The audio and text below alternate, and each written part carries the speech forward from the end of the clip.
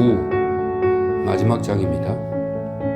2년이 지난 지금 그날 나머지 시간과 그날 밤 그리고 그 다음 날을 기억하노라면 경찰과 사진기자, 신문기자들이 개츠베의 현관을 끝도 없이 들락거리는 장면만 떠오른다.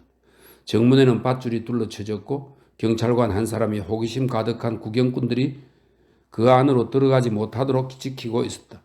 그러나 사내 아이들은 우리 집 마당을 통해 그 집으로 들어갈 수 있다는 걸 알아냈고 그래서 수영장 주변에는 언제나 몇몇 아이들이 몰려다니며 놀라서 입을 해벌리고 있었다. 그날 오후 형사로 보이는 어떤 이가 적극적인 태도로 윌슨의 시체 위로 몸을 굽히며 미친놈이라는 표현을 사용했고 그의 목소리에서 우연히 드러난 군의적인 분위기에 의해 이 말은 다음날 조간신문 기사의 주된 분위기를 결정했다. 대부분의 기사들은 이 사건을 아주 끔찍하게 보도했다. 사건의 정황에 관해 열을 내며 묘사했지만 내용은 기괴했고 사실과 거리가 멀었다. 조사에 응한 마이케일러스의 증언을 바탕으로 윌슨이 자기 아내를 의심한 것으로 드러났을 때 나는 사건 전체가 곧 선정적인 빈정거림으로 채워질 거라는 예감이 들었다. 한편 캐슬린은 뭔가 할 말이 있을 법도 하련만 한마디도 하지 않았다. 그녀는 이 일에 대해서도 아주 놀라운 모습을 보여주었다. 새로 수정해서 그린 눈썹 아래 단호한 눈빛으로 금시관을 바라보면서 자기 언니는 개츠비를 만난 적이 전혀 없고 남편과 완벽하게 행복했으며 딴 마음 같은 건 먹어본 적이 없다고 단언한 것이다. 그녀는 자기가 내뱉은 말을 정말로 믿는 건지 그런 식의 암시만으로도 도저히 참을 수 없다는 듯 손수건에 얼굴을 묻고 소리내어 울었다. 그리하여 윌슨은 비탄에 빠져 제정신이 아닌 인간으로 치부되었고 결국 이 사건은 가장 단순한 형태로 남겨졌다. 그리고 그 상태에서 더 이상 진전을 보지 못했다. 그러나 이 부분들은 모두 사건의 내용과 거리가 멀었고 본질적인 것 같지도 않았다. 나는 개츠비 곁을 지키는 사람이 나 외에 아무도 없다는 걸 깨달았다. 내가 이 비극적인 소식을 웨스트에그 빌리지에 전화로 알린 순간부터 개츠비에 관한 모든 추측과 모든 실질적인 질문들이 나에게로 넘어왔다. 처음엔 놀랍고 혼란스러웠다. 그러다가 자기 집에서 몇 시간이고 꼼짝도 않고 누워서 움직이지도 숨을 쉬지도 말을 하지도 않는 그를 보고 있으려니 내가 이 일을 책임지고 마무리해야 한다는 생각이 들었다. 다른 사람들은 아무도 이 일에 관심을 보이지 않았기 때문이다. 여기에서 내가 말하는 관심이란 절실하고 개인적인 관심으로 누구나 마지막에는 막연하게나마 어느 정도 그런 관심을 가질 권리가 있다.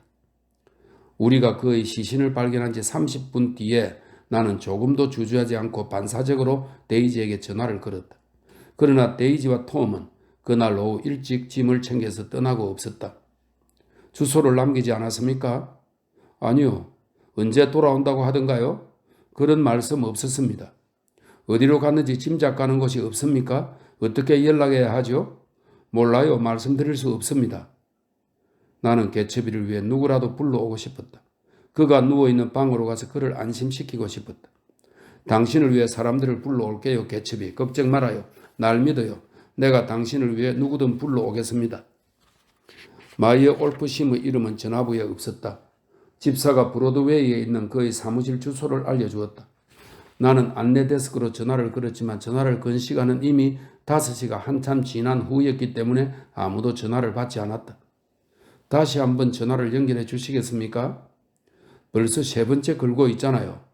아주 중요한 일이라서 그렇습니다. 죄송하지만 아무도 없나 본데요. 나는 응접실로 돌아왔고 떠내기 방문자들, 공무를 위해 찾아온 사람들로만 신뢰가 북적이고 있다는 생각이 문득 들었다. 그들이 개츠비의 몸을 덮은 시트를 걷고 놀란 눈으로 그를 보는 동안에도 내 머릿속에서는 그의 항의가 계속해서 울렸다. 이봐요 친구. 나를 위해 누구든 불러줘요. 더 열심히 애를 써봐요. 나 혼자서는 이걸 견딜 수가 없단 말이에요. 누군가가 내게 무엇라고 질문을 시작했지만 나는 뿌리치고 위층으로 올라가 잠겨있지 않은 그의 책상 서랍들을 급히 뒤졌다. 그는 부모가 죽었다고 분명하게 말한 적이 없었다. 하지만 책상에는 아무것도 없었고 다만 이제는 잊힌 폭력의 징표인 댄 코디의 사진만이 벽에서 아래를 내려다보고 있었다. 다음 날 아침에 나는 울프심에게 편지를 써서 집사의 손에 들려 뉴욕으로 보냈다. 편지에 개츠비에 관한 신상을 알려달라고 부탁했고 다음 기차로 속히 와달라고 재촉했다. 편지를 쓰면서도 이런 부탁을 하는 것이 쓸데없는 짓이라는 생각이 들었다. 정오가 되기 전에 데이지에게서 전보가 올 거라고 믿었던 것처럼 울프심 역시 신문을 보는 즉시 이곳으로 출발할 거라고 확신했기 때문이었다. 하지만 전보는 없었고 울프심 씨도 이곳에 오지 않았다. 경찰과 신문기자, 사진기자, 신문기자들 수만 많아졌을 뿐 다른 사람은 아무도 찾아오지 않았다. 마침내 집사가 울프심의 답장을 가지고 돌아왔을 때 나는 그들 모두에 대한 반발심을, 개츠비와 나 사이의 냉소적인 결속감을 느끼기 시작했다. 친애하는 캐러웨이 씨, 이 일은 나에게 너무도 끔찍하고 충격적이라 도무지 사실이라고 믿기지가 않네요. 그 인간이 저지른 것 같은 미친 짓은 우리 모두에게 많은 걸 생각하게 해줍니다. 그나저나 나는 사업상 아주 중요한 일에 매여 있어서 지금은 내려갈 수 없으며 이 사건에 말려들 처지가 못 됩니다. 시간이 조금 지난 뒤에 내가 할 수 있는 일이 있다면 에드가 앞으로 편지를 써서 알려주시오. 이런 소식을 접하니 내가 어디에 있는지도 모르겠고 완전히 쓰러져 버릴 지경이라고. 당신의 친구 마이어 올프심. 그런 다음 아래에 급하게 추신을 적었다. 장례식에 관한 재반 사항을 알려주시오. 그의 가족에 대해서는 나도 전혀 아는 바가 없소. 그날 오후 전화가 울렸고 장거리 전화 교환소가 시카고에서 온 전화라고 말했을 때 나는 드디어 데이지일 거라고 생각했다. 그러나 연결된 전화선을 타고 들려온 목소리는 어떤 남자의 것으로 아주 가늘고 멀게 느껴졌다. 나 슬레이걸인데. 뭐라고요? 모르는 이름이었다. 정말 심각한 소식 아니야? 내 전보 받았어? 아무런 전보도 못 받았습니다. 애송이 파크가 난처하게 됐어. 그가 급하게 말했다. 카운트에서 정권을 넘겨주다가 그 작자들한테 걸려버렸거든. 그쪽에서 불과 5분 전에 뉴욕에서 보낸 안내문을 받은 거지. 거기에 정권 번호가 적혀 있었거든. 어이, 뭐 아는 거 없어? 이거 뭐 이런 총구석에서 뭘 알 턱이 있어야지. 여보세요? 내가 숨을 헐떡이며 말을 막았다. 이것 봐요. 난 개츠비 씨가 아닙니다. 개츠비 씨는 죽었어요. 전화선 반대 끝에서 한참 동안 침묵이 이어지다가 뒤이어 절규하는 소리가 들렸고 곧이어 흥분해서 불평하는 소리가 나더니 전화가 끊어졌다. 미네소타주의 한 소도시에서 헨리 캐츠라고 서명된 전보 한 통이 도착한 건 사고 발생 사흘째 되는 날이었을 것이다. 전보에는 발신인이 즉시 출발할 터이니 도착할 때까지 장례식을 연기해 달라고만 적혀 있었다. 그는 개츠비의 아버지였다. 침통한 표정의 이 노인은 크게 상심해서 어찌할 바를 몰랐으며 따뜻한 9월 날씨에 어울리지 않게 기다란 싸구려 코트로 온몸을 싸맸다. 감정이 기강되어 두 눈에서는 계속해서 눈물이 흘렀고 내가 그의 손에서 가방과 우산을 받아들자 몇 가닥 있지도 않은 반백의 수염을 손으로 연신 쓸어내리는 바람에 외투를 벗기는데 애를 먹었다. 그가 금방이라도 쓰러질 것 같아서 나는 그를 음악실로 데리고 들어가 자리에 앉히고는 사람을 보내 먹을 걸 가지고 오게 했다. 하지만 그는 아무것도 먹으려 하지 않았고 손이 떨려 잔에 든 우유마저 엎질렀다. 시카고 신문에서 기사를 봤소. 그가 말했다. 시카고 신문에 기사가 자세히 났더군. 보자마자 바로 출발했어. 연락드릴 방법을 몰랐습니다. 아무것도 눈에 들어오지 않았지만 그의 두 눈은 쉴 새 없이 방안을 두리번거렸다. 그자는 미친놈이요. 그가 말했다. 미치지 않고서야 그럴 수 없지. 커피 좀 드시겠습니까? 나는 그에게 커피를 권했다. 아무것도 묻고 싶지 않아요. 이제 괜찮소. 이름이 캐러웨이입니다. 그렇군. 난 이제 괜찮소. 지미는 어디에 있어? 나는 아들이 안치되어 있는 응접실에 그를 데려다주고 나왔다. 어린 사내 아이들 몇 명이 계단 위로 올라와 현관 안을 들여다보고 있었는데 방금 도착한 사람이 누구인지 알려주자 머뭇거리다 자리를 떠났다. 잠시 후 개츠씨가 문을 열고 나왔다. 입은 약간 벌어지고 얼굴은 조금 상기되었으며 눈에서는 뜬금없이 툭 하고 눈물이 떨어졌다. 죽음이 뜻밖의 두려움으로 다가오는 나이는 벌써 지났다. 그는 이제야 처음으로 주변을 둘러보며 천정이 높고 장식이 화려한 현관홀과 다른 방들과 연결된 커다란 방들을 확인했고 그러자 비통한 와중에도 경외심과 자부심을 느끼기 시작했다. 나는 그를 위층의 침실로 안내했다. 그런 다음 그가 외투와 조끼를 벗는 동안 그가 올 때까지 모든 장례 절차를 미루었다고 말했다. 어떻게 하길 원하실지 몰랐어요. 개츠비 씨. 내 이름은 개츠요. 개츠 씨. 시신을 섭으로 옮기고 싶어 하실지도 모른다고 생각했습니다. 그가 고개를 저었다. 지미는 언제나 동부를 좋아했어. 이곳 동부에서 지금의 위치까지 올라왔으니까. 당신은 우리 아들 친구였어? 가까운 친구였습니다. 장래가 창창한 아이였어. 아시겠지만 아직 젊은 나이지만 여기 이 머리가 아주 좋았지요. 그는 당당한 태도로 자신의 머리를 두드렸고 나는 고개를 끄덕였다. 살아있다면 훌륭한 인물이 됐을 거요. 아마 제임스 힐 같은 인물은 됐겠지? 나라를 키우는데 일조했을 수도 있고. 맞습니다. 나는 거북하게 말했다. 그는 수놓인 침대볼을 만지작거리며 침대에서 걷어내려가다가 뻣뻣한 몸을 그 위에 누이고는 그대로 잠이 들었다. 그날 밤 어떤 사람이 잔뜩 급해 질린 목소리로 전화를 걸어왔는데 자신의 이름을 대기 전에 먼저 내가 누구인지 알아야겠다고 요구했다. 캐러웨이입니다. 내가 말했다. 아, 그가 안심하는 것 같았다. 난 클립 스프링이에요. 나도 안심이랬다. 개츠비의 무덤에 와줄 친구가 한 사람 더 늘 것 같았기 때문이었다. 나는 신문에 부고를 내 구경꾼들을 끌어모으고 싶지 않았기 때문에 몇몇 사람들에게만 직접 전화로 연락을 하던 중이었다. 하지만 올만한 사람을 찾기가 쉽지 않았다. 장례식은 내일입니다. 내가 말했다. 3시에 여기 집에서요. 오실 만한 분에게 알려주십시오. 아, 그러지요. 그가 서둘러 대답했다. 물론 내가 다른 사람을 볼 일이 있을 것 같진 않지만 보게 되면 전하죠. 그의 말투를 들으니 미심쩍은 느낌이 들었다. 당연히 당신은 참석하시겠죠? 글쎄요. 물론 애는 써봐야죠. 그나저나 내가 전화한 이유는 잠깐만요. 내가 그의 말을 가로막았다. 오실 거라고 말씀하시죠? 저기 그게 말이에요. 실은 내가 지금 어떤 사람들하고 여기 그리니치에 머물고 있어요. 그런데 이 사람들이 내가 내일 자기들하고 같이 있을 거라고 잔뜩 기대하고 있거든요. 사실 내일 야유회 비슷한 행사가 있어서 말이에요. 물론 빠져나가기 위해 아주 정말 최선을 다해보긴 할게요. 나는 참지 못하고 그만 흥 하고 소리를 냈다. 그가 신경질적으로 말을 이은 걸로 보아 내 소리를 들은 게 분명했다. 내가 전화를 한 용건은 그 집에 두고 온 신발 때문이에요. 너무 수고스럽지 않으면 집사를 시켜서 내 신발을 보내주면 좋겠어요. 테니스 신발인데 그 신발이 없으면 좀 곤란하거든요. 내 주소가 BF. 나는 나머지 주소를 듣지 못했다. 수화기를 내려놓았기 때문이다. 이후 나는 개츠비를 볼 낯이 없었다. 내 전화를 받은 어떤 신사는 개츠비가 그렇게 된 건 다 자업자득이라는 식으로 말했다. 하지만 그에게 전화를 한 건 내 실수였다. 그는 끝도 없이 주류 사업을 한다며 개츠비를 가장 신랄하게 조롱해댄 사람들 중 하나였으니 애초에 그에게 전화를 하지 말았어야 했다.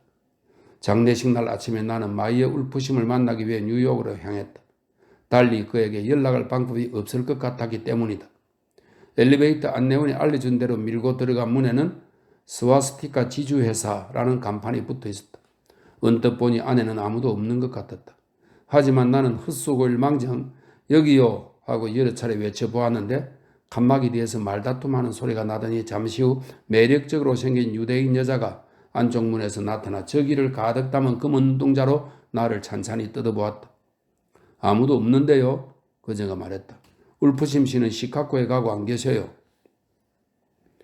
그녀 말의 앞부분은 확실히 사실이 아니었다. 안에서 누군가가 틀린 음정으로 로사리오를 휘파람으로 불기 시작했으니 말이다. 캐러웨이가 만나고 싶어 한다고 전해주십시오. 시카고에 있는 사람을 어떻게 불러와요? 안 그래요? 바로 그때 문 저쪽에서 스텔라 하고 부르는 소리가 들렸다. 틀림없는 울프심의 목소리였다. 책상 위에 이름을 남겨놓으세요. 그녀가 서둘러 말했다. 돌아오면 전해줄게요. 안에 있는가 합니다. 그녀는 나를 향해 한 걸음 다가오더니 크게 화를 내며 두 손으로 자신의 엉덩이를 위아래로 문지르기 시작했다. 당신 같은 젊은 남자들은 아무 때나 여기에 들이닥칠 수 있다고 생각하나 본데. 그녀가 꾸짖었다. 우린 아주 신물이나 그가 시카고에 있다면 시카고에 있는 거야. 나는 개츠비의 이름을 언급했다. 세상에. 그녀가 다시 나를 살펴보았다. 당신 이름이 뭐죠? 그녀가 안으로 사라졌고 잠시 후 마이어 울프심이 침통한 표정으로 출입구에 서서 두 손을 내밀었다. 그는 나를 자신의 사무실로 들여보냈고 지금은 우리 모두에게 가슴 아픈 시기라고 정중한 목소리로 말하면서 나에게 시가를 건넸다. 그를 처음 만났을 때가 떠오르는군. 그가 말했다. 군에서 갓 제대한 젊은 소령이었지. 전쟁 때 받은 훈장들이 군복에 주렁주렁 달려있더군. 형편이 어찌나 궁하든지 내내 군복 하나로 버텼어. 평상복 한 벌 사입을 돈이 없었거든. 그를 처음 본 게 그가 43번가에 있는 와인브레는 당구장에 들어섰을 때였지. 일자리가 없냐고 묻더라고. 이틀 동안 아무것도 못 먹었다면서. 내가 와서 나하고 점심이나 같이 하자고 했지. 그런데 세상에 30분 만에 4달러 어치도 넘게 먹어치우더군. 선생께서 그가 사업을 시작하도록 도와주셨습니까? 내가 물었다. 그랬지. 내가 그를 도왔어. 그랬군요. 빈털터리인 그를 내가 키웠지. 내가 그를 밑바닥 생활에서 꺼내주었어. 근사한 외모의 신사적인 청년이란 걸 금세 알아봤거든. 더구나 오거스프드 출신이라는 말을 들으니 써먹기 좋겠다는 생각이 들었지. 그래서 그를 미국 제향 군인회에 가입시켰는데 거기서 제법 높은 자리까지 올라갔다. 얼마 뒤엔 올버니에 가서 내 고객들을 위해 일을 하기도 했고 우리 모든 면에서 아주 사이가 좋았어. 그는 두툼한 손가락 두 개를 들어 올렸다. 언제나 함께였지. 나는 1919년 월드시리즈 승부 조작 때도 이 동업관계가 계속되었는지 궁금했다. 이제 그는 죽었습니다. 잠시 후 내가 말했다. 당신은 그와 가장 가까운 친구였으니 오늘 오후 그의 장례식에 참석하길 원하실 거라고 생각합니다. 가고야 싶지. 네, 그럼 오십시오. 그의 콧털이 가볍게 떨렸고 그가 고개를 가로저을 땐 두 눈에 눈물이 고였다. 그럴 순 없어. 그 일에 말려들 수가 없어. 그가 말했다. 말려들 일은 없습니다. 이제 다 끝났으니까요.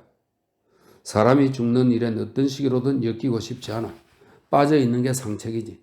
젊었을 땐 그러지 않았어. 친구가 죽으면 무슨 일이 있어도 끝까지 곁에 머물렀지. 감상적이라고 생각할지 모르지만 정말 그랬어. 막판까지 함께 있었지. 나는 그가 무언가 나름의 이유가 있어 장례식에 오지 않기로 결심했다는 걸 확인했기에 그만 자리에서 일어섰다. 당신은 대학 나왔소? 그가 뜬금없이 물었다. 잠시 나는 그가 사업 건수를 제한하려고 하는 걸까 하고 생각했지만 그는 단지 고개를 끄덕이며 악수를 할 뿐이었다. 죽은 뒤가 아니라 살아있을 때 우정을 보여주자고. 사람이 죽은 뒤에는 모든 걸 그냥 내버려 두자는 게 내 원칙이야. 그의 사무실을 나섰을 때 하늘은 벌써 어두워져 있었고 나는 가랑비를 맞으며 웨스트에그로 돌아왔다. 옷을 갈아입고 옆집에 갔더니 개치씨가 잔뜩 들떠서는 호를 왔다 갔다 하고 있었다. 아들과 아들의 재산에 대한 자부심이 시시각각 커지고 있던 그는 이제 나에게 무언가를 보여주려 했다. 지미가 나에게 이 사진을 보냈어. 그가 떨리는 손으로 지갑에서 사진 한 장을 꺼냈다. 이걸 좀 봐요. 저택을 찍은 사진이었는데 하도 만져서 귀퉁이는 갈라지고 손때가 묻었다. 그는 나에게 사진의 장면 하나하나를 열심히 손으로 가리켰다. 여길 봐요. 그러고는 내 눈에서 감탄하는 빛을 찾으려 했다. 그는 이 사진을 사람들에게 하도 수시로 보여주어 이제는 실제 집보다 사진을 더 진짜처럼 여기는 것 같았다. 지미가 나에게 보내주었어. 정말 근사한 사진이라고 생각하오. 아주 잘 나왔어. 네, 정말 잘 나왔군요. 최근에 아드님을 본 적이 있으십니까? 2년 전에 나를 보러 와서 지금 살고 있는 집을 사주었소. 물론 지미가 집을 나가면서 인연이 끊어졌지만 지금 생각해보니 그럴 만한 이유가 있었던 거요. 지미는 자신이 장차 크게 될 사람이라는 걸 알았던 거지. 이후로 출시한 다음부터는 나한테 아주 잘했어요. 그는 사진을 집어넣기가 내키지 않은지 머뭇거리며 내 눈앞에 잠시 더 들고 있었다. 그런 다음 다시 지갑에 넣더니 이번에는 표지가 다 해진 낡은 책 한 권을 주머니에서 꺼냈다. 호플롱 캐시디라는 제목의 책이었다. 이걸 보시오. 그 애가 어렸을 때 가지고 다니던 책이요. 이걸 보면 지미가 어떤 아이인지 알 수 있을걸요. 그는 뒷표지를 펼쳐 내가 볼 수 있도록 책을 돌렸다. 마지막 면지에 계획표라는 글자와 함께 1906년 9월 12일이라는 날짜가 적혀 있었다. 그 아래 내용은 이랬다. 기상, 56시.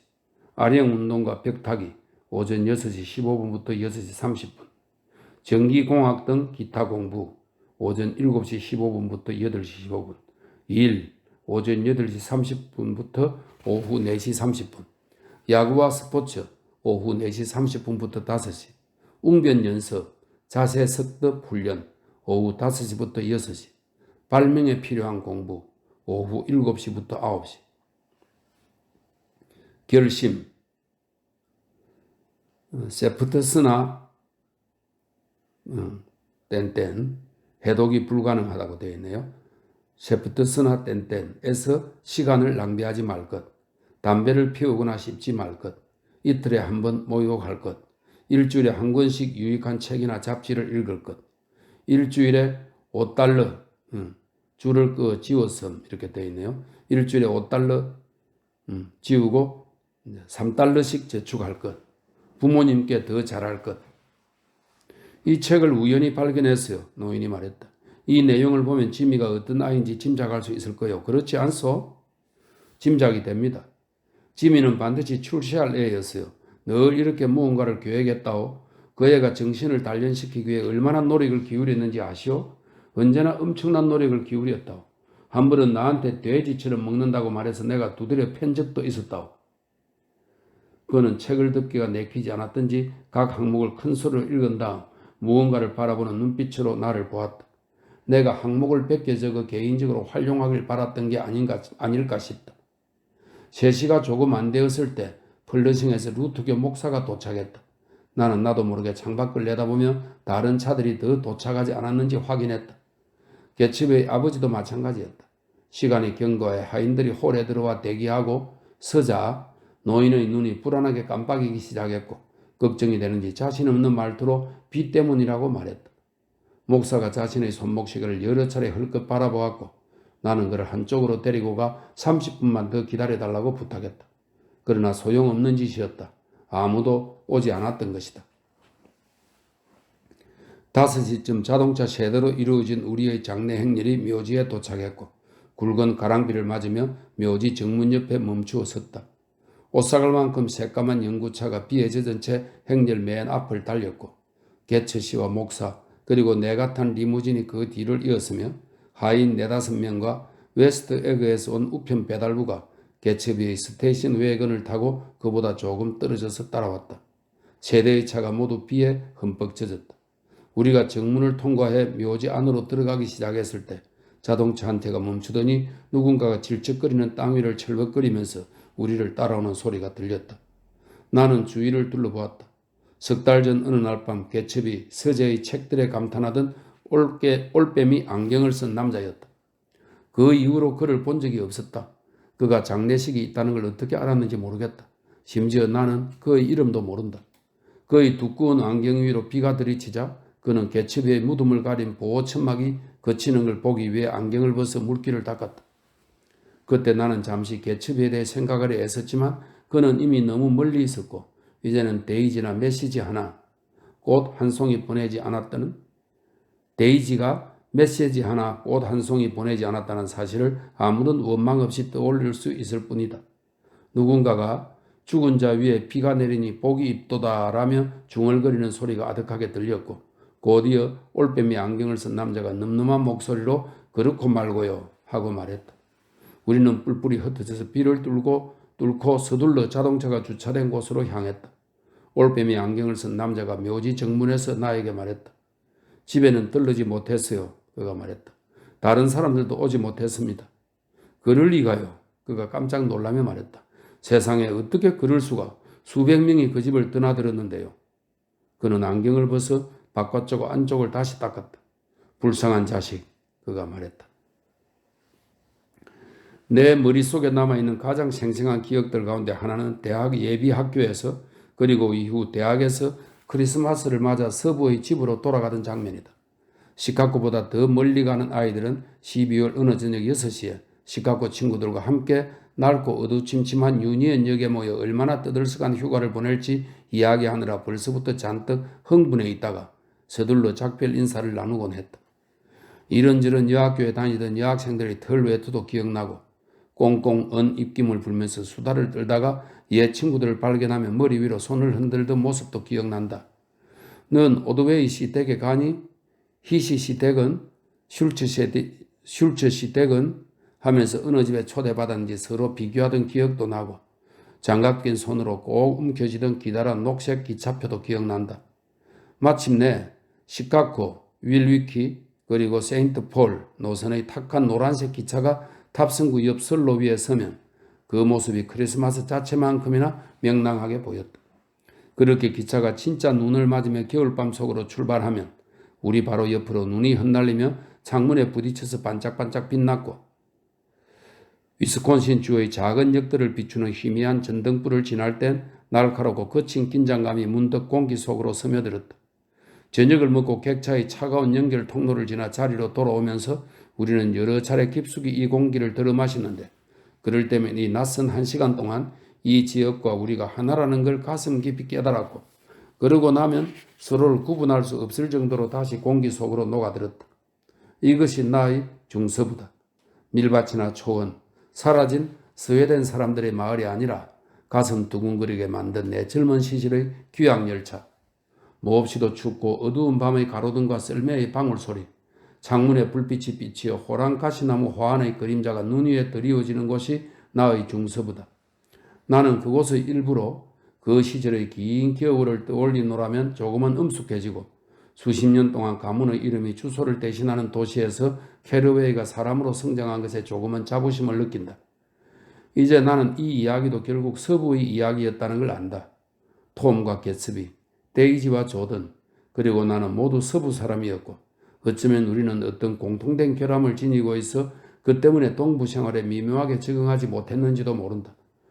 동부가 나를 그토록 흥분시켰을 때에도 무질서하게 뻗어나가 의기양양 잘난 척하는 오하이오 너머의 그 지루한 마을들, 아이들과 노인을 제외하고 모두에게 끊임없이 캐묻는 그 마을들보다도 동부가 훨씬 우월하다는 걸 그토록 절감했을 때에도 그때조차도 나는 이곳 동부가 어딘가 뒤틀어져 있다는 느낌을 지울 수 없었다. 특히 웨스트에그는 요즘도 내가 유독 기이한 꿈을 꿀 때면 어김없이 나타난다. 그 꿈에서 그곳은 마치 엘 그레코 작품 속 밤 풍경을 연상시킨다. 전통적이면서도 기괴한 모양을 한 수백 채의 집들이 땅을 향해 불룩 튀어나온 음산한 하늘과 윤기 없는 달 아래에 웅크리고 있다. 그림의 앞쪽에는 야외복을 입은 네 남자가 심각한 얼굴로 들것을 들고 복도를 따라 걷고 그 위에는 하얀 이브닝 드레스를 입은 여인이 술에 취해 누워있다. 들것 옆으로 축 늘어뜨린 그녀의 손은 보석들로 차갑게 반짝거린다. 남자들은 근엄한 태도로 어느 집을 향해 방향을 돌리지만 그 집은 여자의 집이 아니다. 그러나 아무도 여자의 이름을 모르고 또 아무도 상관하지 않는다. 개츠비의 죽음 이후 나에게 동부는 줄곧 이런 모습으로 마음에 남아 두 눈으로 아무리 똑바로 보려 애를 써도 자꾸만 기형적으로 느껴졌다. 그래서 부스진 낙엽을 태우는 푸른 연기가 허공 위로 올라가고 바람이 불어 빨랫줄에 걸린 젖은 빨래들이 빳빳해질 무렵 나는 고향으로 돌아가기로 결심했다. 떠나기 전에 한두 가지 해야 할 일이 있었다. 어쩌면 내버려 두는 편이 더 나을지도 모르는 거북하고 불편한 일이었다. 하지만 나는 상황을 제대로 정리하고 싶었고 저 친절하고 무심한 바다가 내 쓰레기를 썰어가 줄 거라고 마냥 기대할 수만은 없었다. 나는 조던 베이커를 만나 우리 모두에게 일어난 일과 이후 나에게 일어난 일에 대해 이야기했다. 그녀는 커다란 의자에 꼼짝 않고 누워서 내 이야기를 들었다. 조던은 골프복 차림이었다. 세련되게 살짝 들어올린 턱, 가을 나무잎 빛깔 머리카락, 무릎 위에 올려놓은 손가락 없는 장갑과 그것과 똑같이 갈색으로 그을린 얼굴을 보면서 그녀가 잘 그린 사파 같다고 생각했던 기억이 난다. 내가 이야기를 마쳤을 때 그녀는 내 말에 대해서는 아무런 의견도 말하지 않고 대뜸 다른 남자와 약혼했다고 말했다. 어쩐지 사실이라는 생각이 들지 않았다. 물론 그녀가 고개만 한번 끄덕여도 결혼하겠다고 나설 남자들이 여럿 있었지만 말이다. 하지만 놀라는 척 해주었다. 나는 아주 잠시 혹시 내가 실수를 하고 있는 건 아닐까 하는 생각이 들어 이 상황을 얼른 재고해보다가 이내 일어서서 작별 인사를 했다. 하지만 당신이 날 찾잖아요. 조던이 불쑥 말했다. 전화로 날 찾잖아요. 지금은 당신한테 관심 없지만 그땐 처음 겪는 일이라 한동안 조금 어지럽더군요. 우리는 악수를 나누었다. 아, 그런데 그 말 기억해요? 그녀가 덧붙였다. 언젠가 우리가 자동차 운전에 대해 이야기한 적 있었죠? 글쎄요. 정확하게 기억나지는 않습니다. 나쁜 운전자는 다른 나쁜 운전자를 만나기 전까지만 안전하다고 당신이 말했던가요? 그래요. 난 다른 나쁜 운전자를 만났던 거예요. 안 그래요? 그러니까 내 말은 그렇게 잘못된 추측을 한 건 내가 부주의했기 때문이라는 거죠. 난 당신이 솔직하고 정직한 사람인 줄 알았어요. 그게 당신의 은밀한 자부심이라고 생각했죠. 저는 이제 30살입니다. 내가 말했다. 스스로에게 거짓말을 하고 그것을 명예롭다고 여기기엔 5살이나 많지요. 그녀는 아무런 대꾸를 하지 않았다.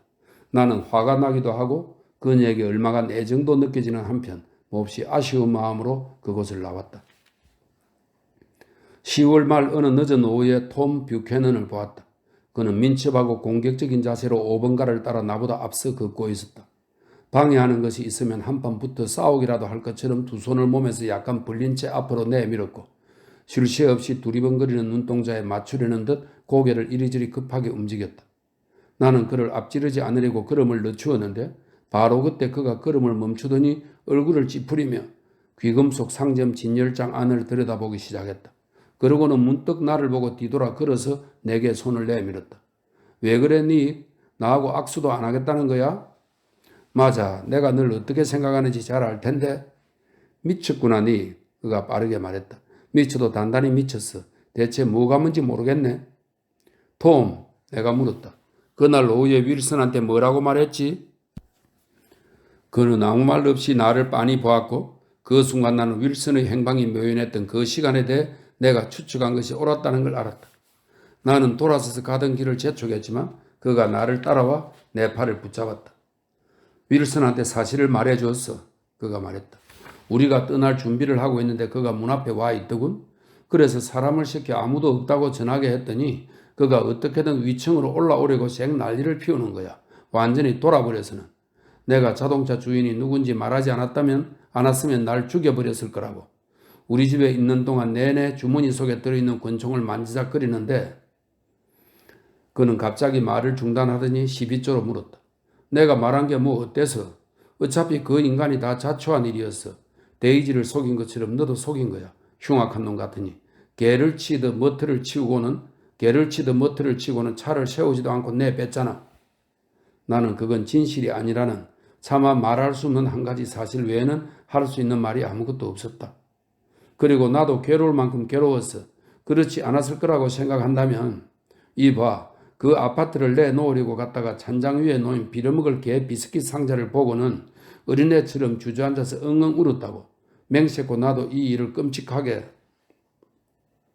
나는 그를 좋아할 수도 용서할 수도 없었지만 그는 자신이 한 모든 일을 완벽하게 정당한 것으로 여긴다는 걸 알았다. 모든 것이 너무나 경솔하고 엉망진창이었다. 톰과 데이지, 그들은 경솔한 인간들이었다. 그들은 상황과 사람을 완전히 망가뜨려 놓고는 자신들이 돈이나 무관심 속으로 혹은 자기들을 하나로 묶어주는 어떤 것 속으로 물러났고 자기들이 어질러 놓은 것들을 다른 사람들에게 치우게 했다. 나는 그와 악수했다. 문득 내가 어린아이하고 이야기를 하고 있는 것 같은 기분이 들어 악수를 하지 않는 것이 유치하게 여겨졌기 때문이었다. 이제 그는 진주 목걸이나 어쩌면 그냥 커프스 버튼 한 쌍을 사기 위해 귀금속 상점 안으로 들어갔고 그렇게 나의 촌스러운 깐깐함으로부터 영원히 벗어났다. 내가 떠날 때 개츠의 집은 여전히 비어 있었고 그의 잔디밭에 자란 풀은 내 집의 풀만큼이나 길게 자라 있었다. 마을의 택시기사 한 사람은 그의 저택 정문 앞을 지날 때면 잠깐 차를 세우고 저택 안을 손가락질하고 나서야 요금을 받았다. 어쩌면 사고 당일 밤에 데이지와 개츠비를 태우고 이스트 에그까지 데려다준 기사가 그였는지도 모르겠다. 그래서 어쩌면 그는 그 사건에 대해 자기 멋대로 이야기를 지어냈는지도 모른다. 나는 그 이야기를 듣고 싶지 않아서 기차에서 내리면 그를 피했다. 토요일 밤이면 뉴욕에서 시간을 보냈다.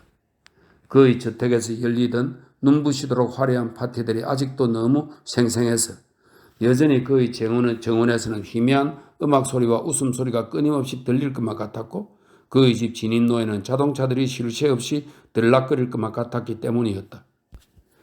그러던 어느 날 밤 나는 정말로 자동차 한 대가 그곳으로 향하는 소리를 들었고 그의 집 현관 앞 계단에서 헤드라이트 불빛이 멈추는 것을 보았다. 그러나 자세히 살펴보지는 않았다. 아마도 지구 끝 어디쯤에 떨어져 있느라 파티가 끝날 줄도 모르게 찾아온 마지막 손님이었을 것이다. 마지막 날 밤 트렁크를 싸고 식료품점에 자동차를 판 다음 다시 한번 옆집으로 건너가 한 저택의 거대하고도 지리멸렬한 몰락을 바라보았다. 어떤 남자아이가 벽돌 조각으로 하얀 계단 위에 휘갈겨 놓은 음탕한 욕설이 달빛에 비쳐 선명하게 눈에 띄었다. 나는 신발로 북북 소리가 나도록 계단을 문질러 낙서를 지웠다. 그런 다음 해변을 향해 천천히 걸어내려가 팔다리를 쭉 펴고 모래 위에 들어누웠다. 이제 해변의 큰 저택들은 대부분 문이 닫혔고 해협을 건너는 한 척의 페리에서 흘러나오는 어슴푸레한 불빛을 제외하면 거의 아무런 불빛도 보이지 않았다. 달이 점점 높이 떠오를수록 시시한 집들은 차츰 모습을 감추기 시작했고, 그러자 나는 이 오래된 섬이 한때 네덜란드 선원들의 눈에는 꽃처럼 아름다웠다는 걸, 신세계의 신선한 녹색 가슴과도 같았으리라는 걸 서서히 깨닫게 되었다. 지금은 사라진 나무들, 개츠비의 저택을 위해 자리를 내주었던 그 나무들은 한때 인간의 모든 꿈 가운데 가장 위대한 마지막 꿈을 낮은 목소리로 부추겼으리라. 덧없이 지나가는 황홀한 한순간 인간은 이 대륙을 눈앞에 두고 숨을 죽였으리라. 경탄할 줄 아는 자신의 능력에 상응하는 무언가와 역사상 마지막으로 대면하면서 자신도 모르게 심미적 영상 속에 빠져들 수밖에 없었으리라. 나는 그곳에 앉아 그 오래된 미지의 세계를 곰곰이 생각하다가 개츠비가 데이지 집 부두 끝에서 비치던 녹색 불빛을 처음 발견했을 때 얼마나 경이로워했을지 상상해 보았다. 그는 이 푸른 잔디밭까지 아주 먼 길을 돌아왔기에 자신의 꿈이 금방이라도 손에 잡힐 듯 아주 가까이 있는 것처럼 보였을 것이다. 그러나 그 꿈이 이미 그의 뒤편으로 멀어졌다는 걸, 도시 저편 광막한 어둠 속 어딘가로 밤하늘 아래에 넘실거리는 공화국의 어두운 들판 너머로 멀어졌다는 걸 그는 미처 알지 못했다. 개츠비는 그 녹색 불빛을 해가 갈수록 우리 눈앞에 멀어져가는 그 격정적인 미래를 믿었다. 그것이 우리를 피해갔지만 무슨 상관이랴. 내일 우리는 더 빨리 달릴 것이고 더 멀리 팔을 뻗을 것이다. 그러다 보면 어느 화창한 아침, 그러므로 우리는 앞으로 나아가는 것이다. 물살을 거스르며 나아가는 배처럼 끊임없이 과거로 떠밀려 가면서도. 이렇게 위대한 개츠비 모두 읽었습니다. 끝부분이 마음을 좀 채연하게 해주네요. 오늘 2020년 12월 8일 저녁 9시